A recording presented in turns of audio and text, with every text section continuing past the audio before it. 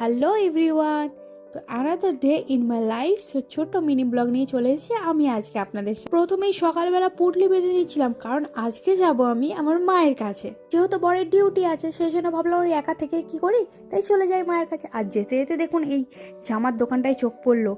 মেয়েরা তো জানেন জামাতে আর জুতোতেই আটকে যায়, তাই জুতোতেও আটকে গেলাম।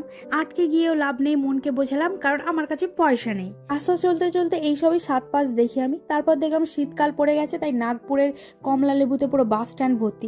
বাট আমি এটাও কিনিনি, কারণ আমার কাছে পয়সা ছিল না।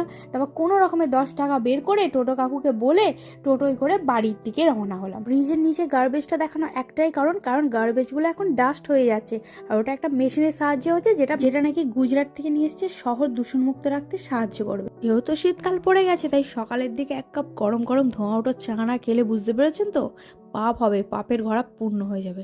আর আমার মায়ের এক্সপ্রেশনটা দেখেছেন, মানে চাটা কি লেভেলের বানিয়েছি বুঝতেই পারছেন। গল্প করতে করতে দুপুর হয়ে গেল আর লাঞ্চের টাইম হয়ে গেল।